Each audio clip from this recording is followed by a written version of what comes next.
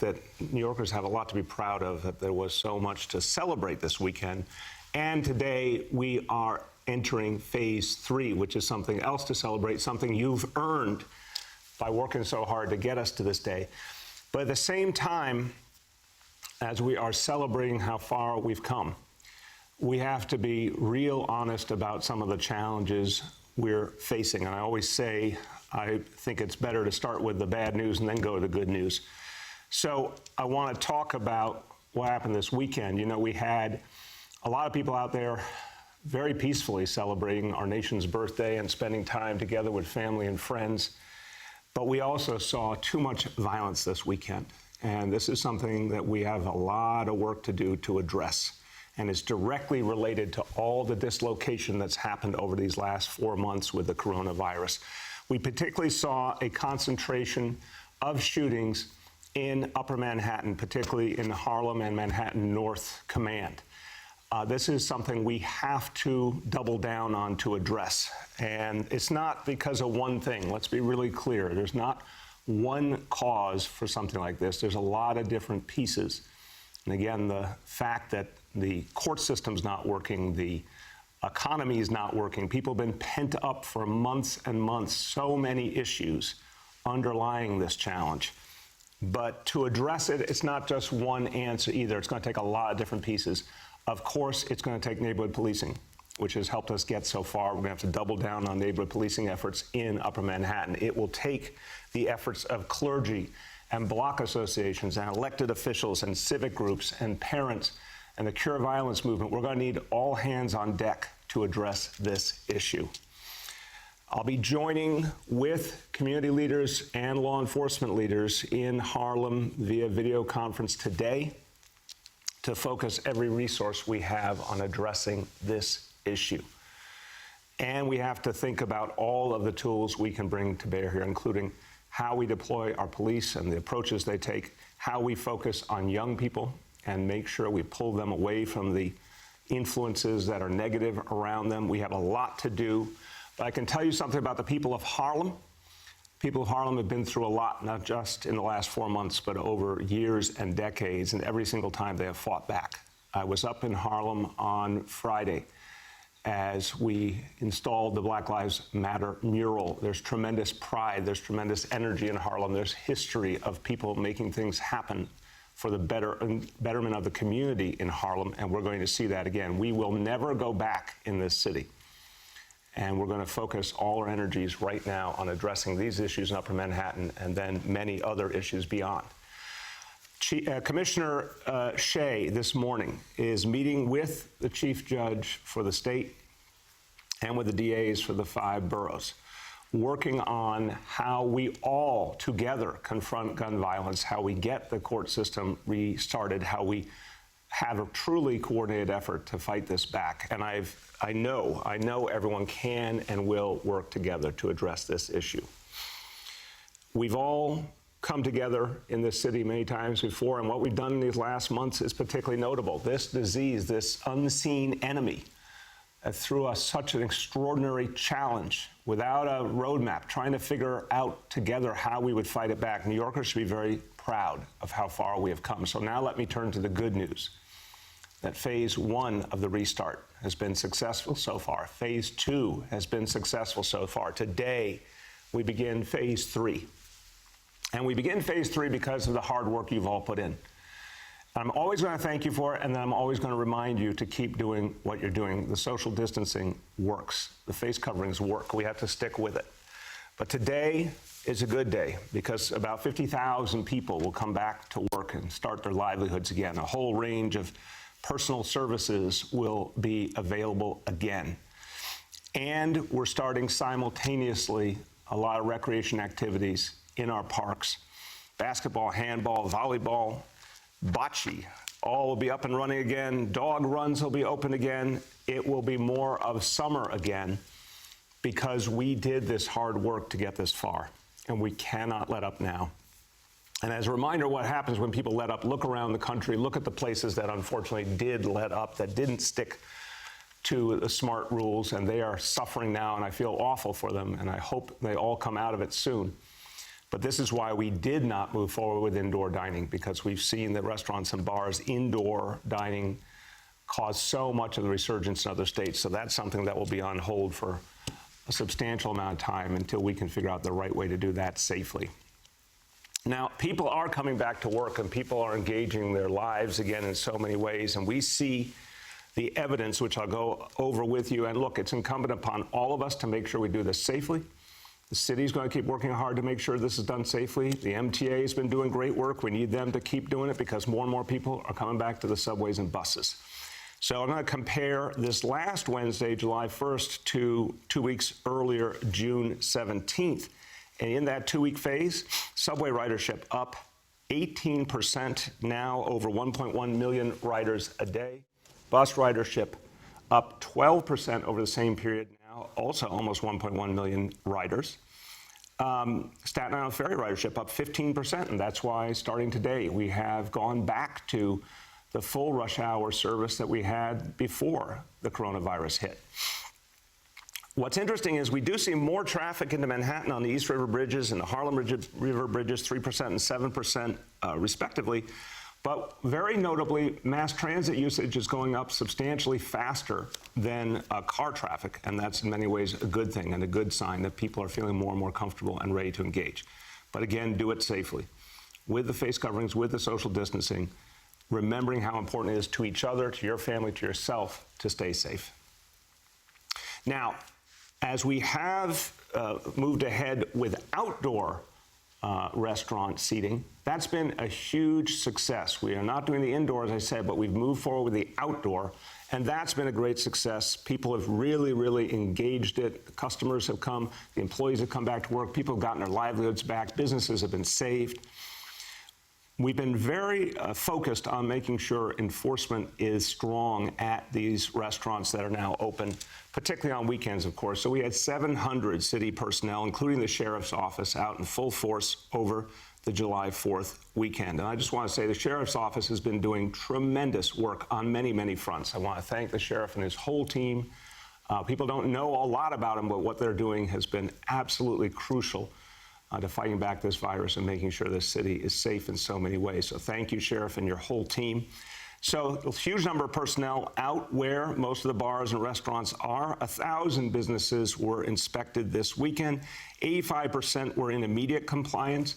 Those that needed to make adjustments, the inspectors stayed until issues were addressed. Sometimes it meant moving tables farther apart or dispersing crowds. This is going to be the model from this point on, a huge number of personnel out addressing issues. But what we see is overwhelmingly both the restaurant owners and the customers are doing the right thing. Sometimes people need some help, sometimes they need some reminders, but overwhelmingly we're seeing people are doing the right thing. Now, the restaurants outdoors, I said, huge success. Over 7,000 restaurants now have the outdoor seating under the open restaurant program. We are going to continue to work with those restaurants to make sure they are able to do a great job for their customers, but also stay safe. So what we're doing from this point on, any new restaurant that applies, not only are we going to do the self-certification, but we're going to have immediately a call from a city official the same day they self-certify to go over the safety rules to make sure that we address all issues up front so people know exactly what they have to do to stay safe.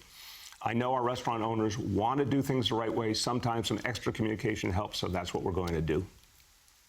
Okay, let's go over today's indicators. And again, we keep looking at the trend here. It is a really good trend because of your hard work. And please remember, every day we see progress. It's because of you, but it's also a day to remember we got to keep at it because we want to keep reopening and we want to have life come back to as much normal as possible in this city. We can only do it with your hard work. So let's look at the indicators. Number one, daily number of people admitted to hospitals for suspected COVID-19, threshold of 200. Today, 62 patients. Number two, daily number of people in health and hospitals ICUs, threshold of 375. Today, 276, 100 less. That's fantastic. And most importantly, percentage of people testing citywide positive for COVID-19, threshold of 15%, and today the lowest we have ever seen, 1%. So that's fantastic.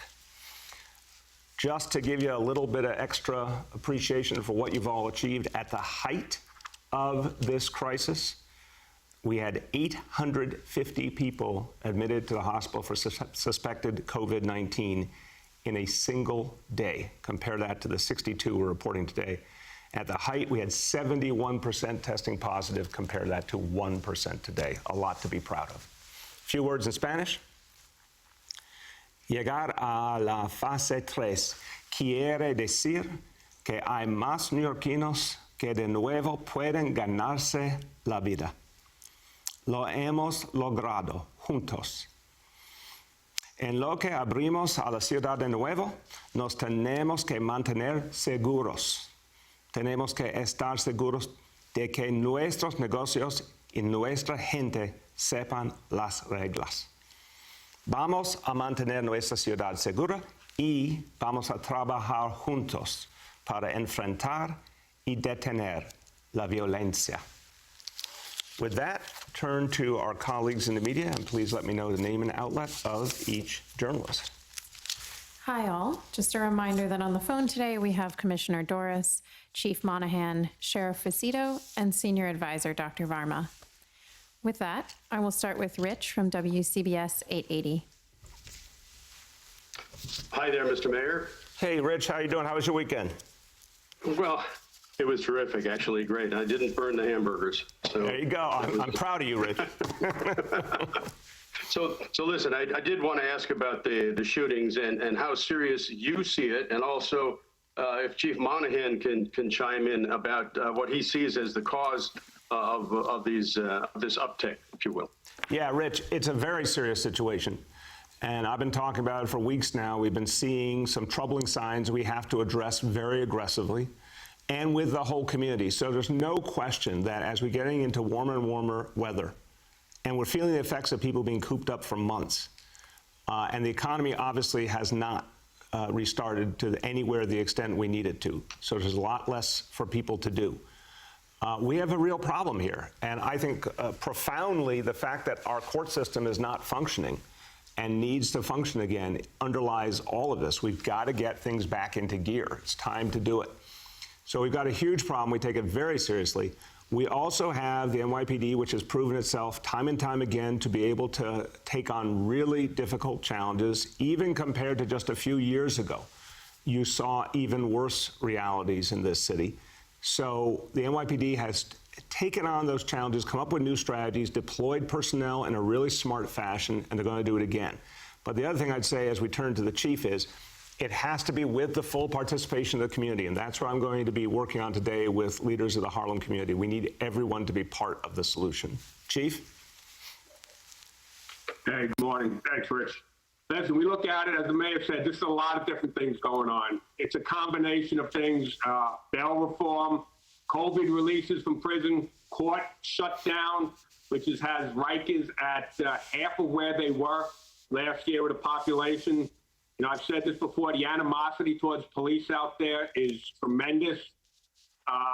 You know, just about everyone we deal with is looking to fight a police officer when we go to make an arrest. It is so vital that we get our communities coming together, supporting our cops, speaking up for the police officers that are out there. And morale is low. You're looking at a lot of the rhetoric that's going out there, which is being done by a small minority of people, when the vast majority do support our police. And it's important that we reach out to our communities through neighborhood policing and get them on our side. Let them know how they want their neighborhoods policed. We have heavy quality of life issues throughout this city. We need to deal with our communities and see how they want us to deal with it. A lot of these quality life issues are what led us to be able to reduce crime by addressing these quality of life issues. So we need to know from the communities how they want their neighborhoods policed. And again, we mentioned this insane diaphragm law that the city council passed. It has our cops hesitant to enforce some of these quality of life issues. They are afraid if they're making an arrest, that if their knee goes on the back of someone that they are fighting their life for, that they could be prosecuted, that's a problem. It makes our cops take that step back. It's only effective to New York City police officers and peace officers. It doesn't affect any other law enforcement agency within this city. It is something that really has to be dealt with if we want to be able to move past this. So it's a big issue to our cops. It's something that has to be dealt with. It's unacceptable, the amount of violence that we had this weekend. It is something that we have to deal with the guns that are on the street and figure out new ways to get them as they're walking out on the streets and make those arrests. Go ahead, Rich. So I'm just going a different topic now. You know, the idea of excluding people from states where, COVID is very high. Are there any real moves to enforce that? In other words, is there anything that the NYPD is doing, the Port Authority Police, or is this all sort of a theory at this point? No, Rich, it can't just be a theory. It's a great question. It has to come to life. Look, this is a new world for us to figure out, on a regular basis, because we're going to be at this for a long time, how we are going to identify anyone who comes from around our own country. Originally, as you remember, when we were facing this, we all thought of this as something coming in from Europe, coming in from China. Now it is a question within our own country. And we have to figure out a structure that works.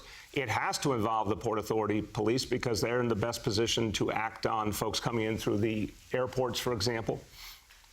But what I think would work, and we're going to work with the state on this, is to get from the state the names and contact information of anyone who comes in from one of the states with the biggest problems, and then use our test and trace core to follow up with them the same day and make sure they understand the rules of quarantine, make sure they have everything they need to stay safe, and keep everyone else safe. So, no, this has to come alive, and we're working on right now how to make it like a regular process that works every day.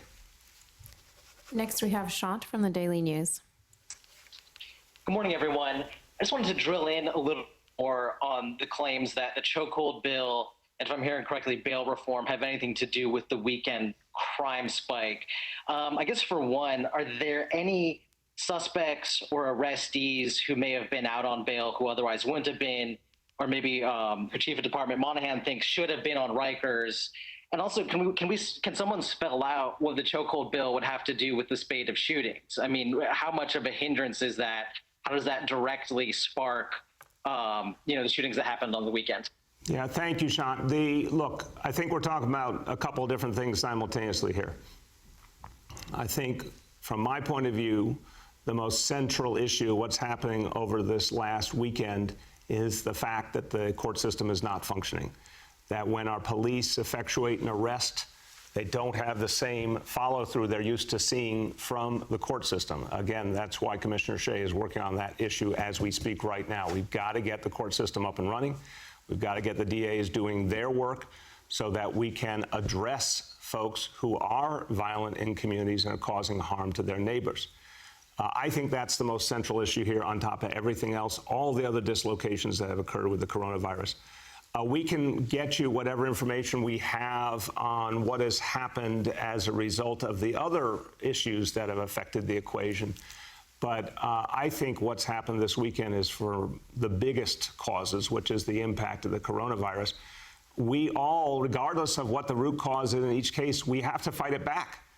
And we are where we are. Now is a question of using all our resources as a city, working with communities to fight it back, and get the help we need from the other levels of government to really turn the corner here. Go ahead, Sean.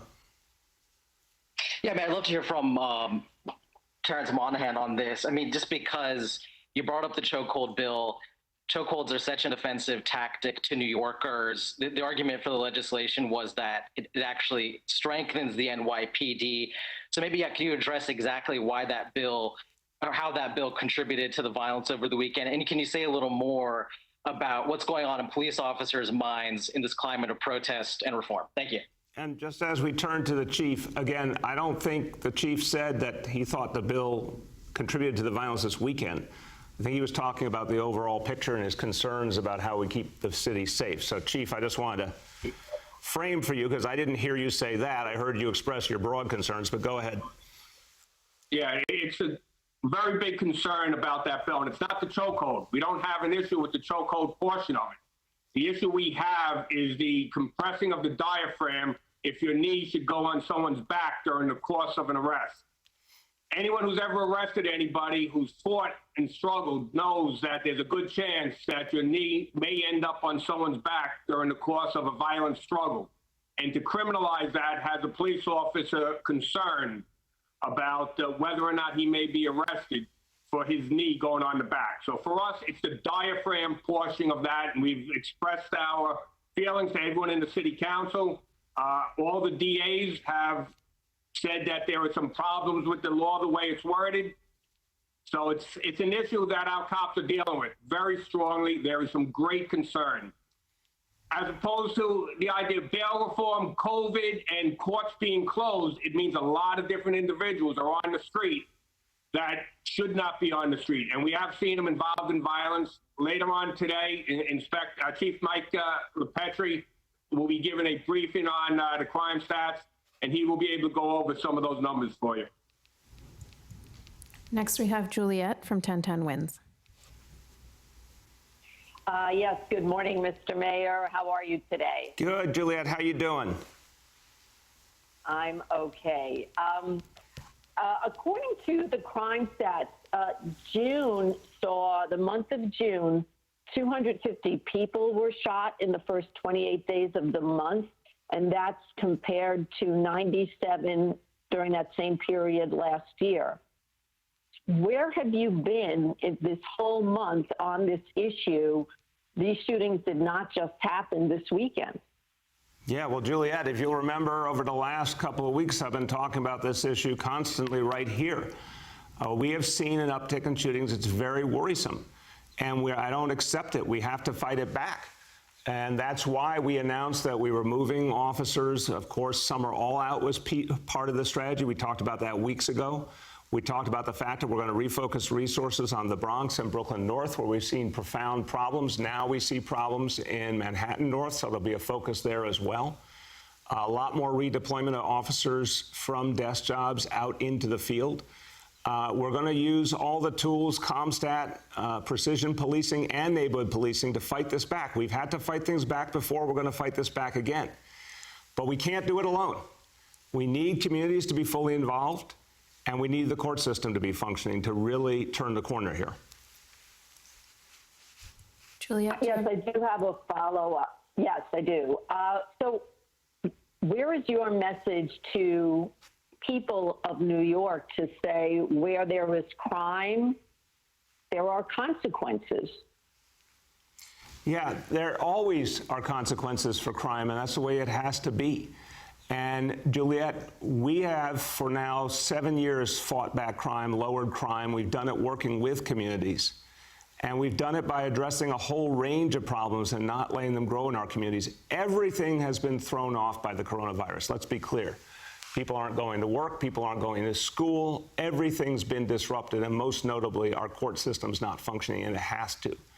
But the message is the same. We are going to fight crime wherever we find it. We've fought back crime many a time before in the city successfully. There has to be consequences for folks who commit crime, particularly violent crime. We need the DAs to be more a part of that. We need the court system to work so we can ensure those consequences happen. Next, we have Gloria from New York One. Thank you, Mr. Mayor. I want to follow up because it just seems like there is a bit of a disagreement between you and the chief, in addition to what some of the police commissioners said on our show this morning.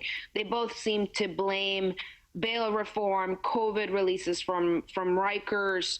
I just want to know specifically if you do or do not agree with the police department's view on this. I hear that you are saying it's a confluence of all these different factors, but they seem to be specifically blaming bail reform and these COVID releases and the chokehold bill. So can you just speak to there seems to be a real disagreement. We have leaders from Manhattan South last night calling out for help. What's going on here in terms of leadership and really who is in charge? Yeah, Gloria, respectfully, all of us together have been keeping the city safe now for 7 years. So let's just be 100% clear.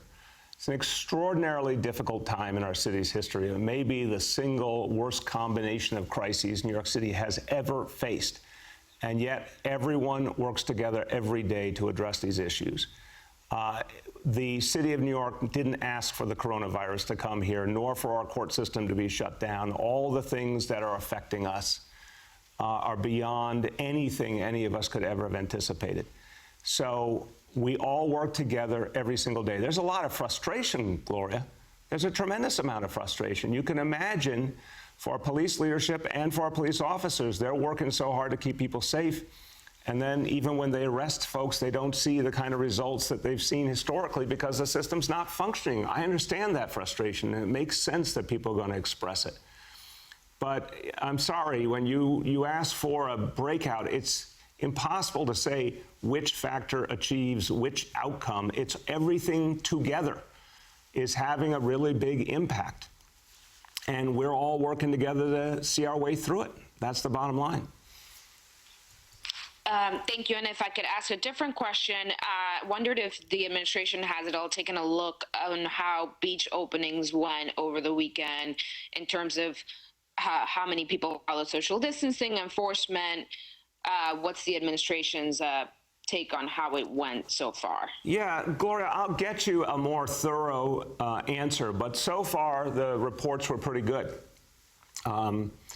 Obviously, a lot of people were really looking forward to the beaches opening. A lot of people came out. We didn't have particularly difficult enforcement issues that I heard about, but I'll check the facts from the last couple of days. My sense, again, is that overwhelmingly New Yorkers understand the rules and they want to follow the rules because they understand it's about their safety and their family's safety and their community's safety. And I think New Yorkers have been pretty amazing throughout. So as we've dealt with other challenges, from what I've heard so far, the beach openings went really well. Next, we have Nolan from The Post. Hey, everybody, can you hear me? Yeah, Nolan, how you doing? I'm well, Mr. Mayor. As lots of people have asked you about already, this has been the most violent June that we've seen in a good long while. Shootings are up more than 50% for the year. Murders are up by more than a quarter. You, again today, have pinned the uptick on the shutdown of the court system in large part. And I have this question from reporters at the Shack. They say there is still no detailed plan for tackling the surge. And then secondly, the police department has attributed a good chunk of this violence to reoffenders who were released from Rikers on COVID, on sort of COVID-related releases. How many of those people have been arrested? Yeah, Nolan, I don't have that fact available at my fingertips, but we'll get it to you today. We were dealing, of course, with a horrible health crisis when you think about the months of March and April, and particularly in a place where people were confined, and we had to address those health issues. But at the same time, we focus all the time on safety. So I respect the reporters who cover the NYPD, but the notion of there's no detailed plan just doesn't ring true. The NYPD always has a detailed plan for addressing any challenge. And I want people to remember that. I understand we're going through a really, really tough time, and it's really picked up in recent weeks. But I don't lose faith in the ability of the NYPD to deal with the situation. I have seen the NYPD overcome much harder challenges. That is the truth. And of course, they continue to refine their strategies. That's what they've been doing for the last quarter century. They will do it now. And we are going to be continuing to get more and more personnel out onto the streets where needed the most.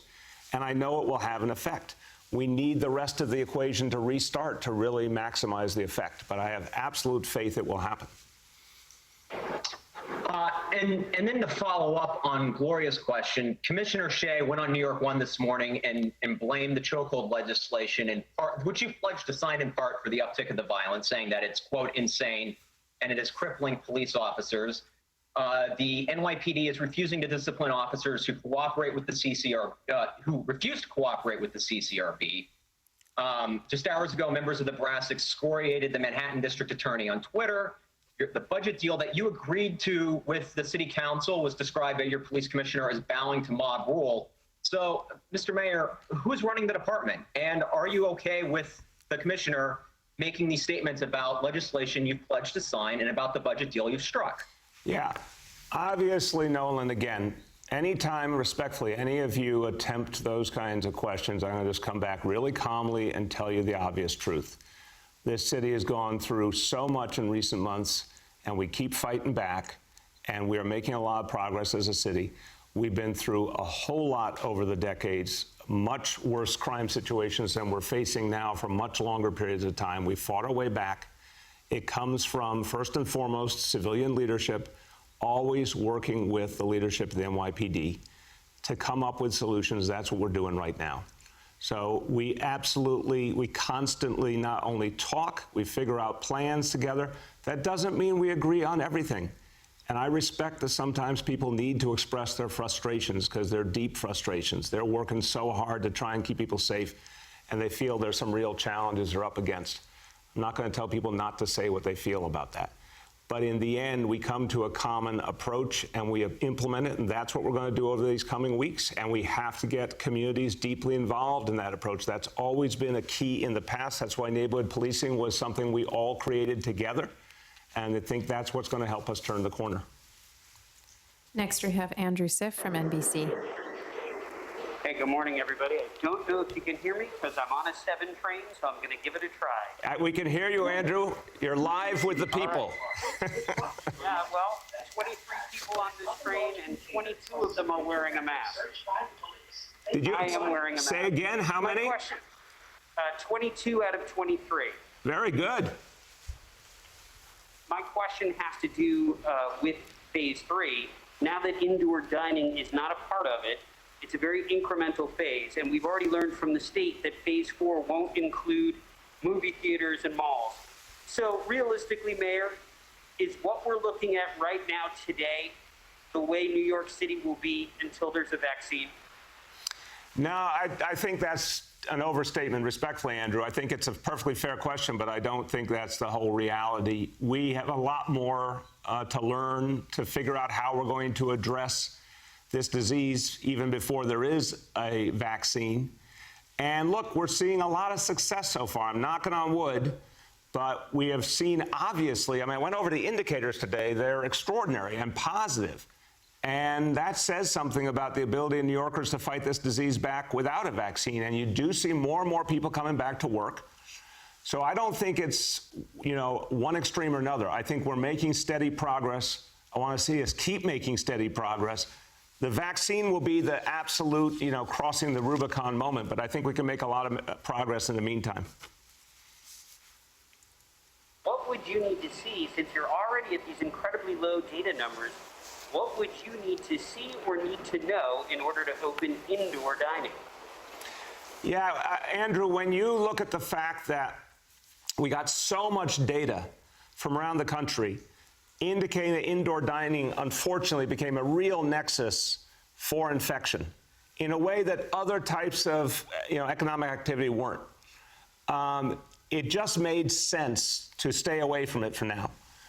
Let's see what happens around the rest of the country. Let's see what happens with our situation. I don't have an immediate timeline now. It's a postponement while we get more information and we see how we do overall. But I want to make sure when we do it that we're sure we can do it safely.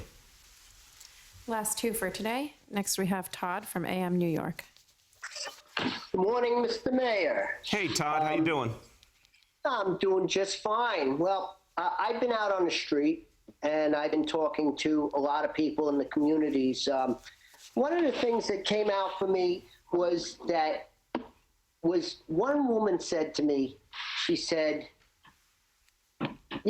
everybody's been locked up for a long time, the COVID thing, they're angry, they have no job, they have no school, and then you mix in the Rikers people who are in that community, and you add in people who are not getting arrested, or they're getting arrested and getting released.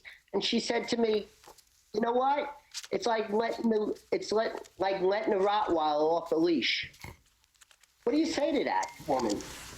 I think we've been, Todd, we've been dealt a really, really tough hand as a city. And in March and April, it was the healthcare crisis. In May, we were coming out of it, obviously with the warmer months. And as you're right, people were cooped up for all that time. They don't have the normal things to engage their life. We're seeing more and more challenges, but we're going to overcome it. It's going to be tough. It's going to take a lot of hard work, but we're going to overcome it. We have overcome this and much more in the past in terms of dealing with challenges in our communities and having to fight them back. So I know it feels very unsettling for people. It feels unsettling for all of us, but we're going to fight it back. Todd, do you have a follow-up? Yeah, something unrelated. I was down in Coney Island over the weekend, and my friend over there at the Wonder Wheel, who says his ride is the most socially distant that you can get. And he says that the city just won't let him reopen. He understands about the other rides and that they may not be socially distant, but he's like, wait a second, they can get on the Wonder Wheel. What do you say? Yeah, it's a fair question. We understand, and look, the state rules have been, I think, very smart about thinking through the phases and about avoiding things that might create too much closeness with people. And obviously, you can understand why amusement parks might be in that category. But he makes a good point that the Wonder Wheel is different and certain pieces of it are different. And so we need to look at the whole thing. So that's a very fair point. And I love Coney Island deeply, and I want to see people there continue to do all the things they've done and keep Coney Island alive. So we'll pursue that with the state to see if there's some way to find appropriate balance and see what can and cannot open. Last one for today. We have Jeff Mays from the New York Times. Hey, good morning, Mr. Mayor. I have a couple of questions for my law enforcement colleagues. The first one is the NYPD has been making the same claims about what's driving shootings and crime for weeks now, especially in regards to bail reform, as we heard the chief just say. But officials, the police officials, the commissioner, the chief himself have not provided any hard data or evidence to show how those factors are at play. Why is that? And should they still be making those claims if you and city officials have not provided any evidence as to that being the cause of the crime increase? Jeff, look, I'll certainly, the NYPD, if they have specific statistics, they should share it, obviously. And we'll make sure that whatever's available will be given to you and others. The bail reform, remember, there were concerns from the beginning, and a lot of those concerns got addressed last April in the legislation in Albany. There were things that happened in the meantime, though, that certainly contributed. But again, I think the overall reality has to be recognized here. This is not business as usual. When have we ever had the court system shut down? When have we ever had people have no work, no school, no nothing to go to? I mean, this is a really, really exceptional situation. So in terms of trying to pull the pieces together, I don't know how much you can say, well, this piece happened for this reason, this piece happened for another reason. Whatever statistics we have, we'll provide. But I think there's also the reality that people are unsettled by all the dislocation. I think our officers are feeling the effects of so many things happening around them. And I think what the chief said was important. We got to rebond the relationship between our officers and our communities. That's what neighborhood policing was doing all the way up to the coronavirus. And we've got to get back to that. It worked. We've got to do it again. We've got to deepen it. And this question also, if the chief could address it as well, shooting clearances have fallen almost half, and in Brooklyn, Wait, say again, I couldn't hear your beginning. I'm sorry, shooting clearances have fallen by half, and in parts of Brooklyn, it's as low as 10%. And at the same time, shootings have been increasing each of the last 10 weeks. And there's some concern from officials about whether police are conducting a slowdown and whether the NYPD is not doing as much as they normally do because they want to show that they are necessary and sort of address some of the criticisms they've been receiving in this past week. I'm wondering if yourself and the chief can respond to that. I'll start and turn to the chief.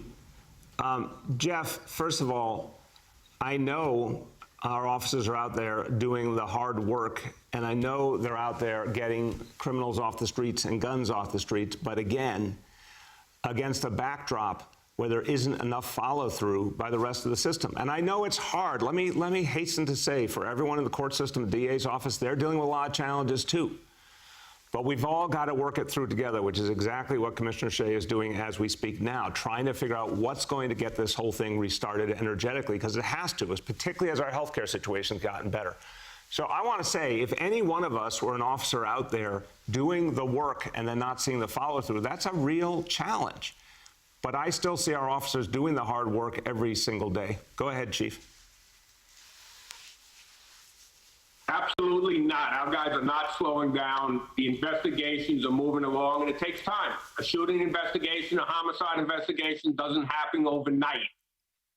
As the year progresses, you see that number of arrests, clearance rate go higher and higher as the year goes on into next year, because we never stop investigating a shooting.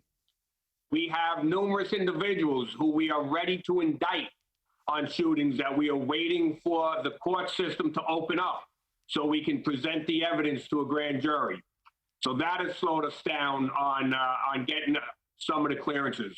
But absolutely, our detectives are out there each and every day working on these shootings, making arrests. We have quite a few individuals we've identified that we are in the process of finding right now to bring to justice.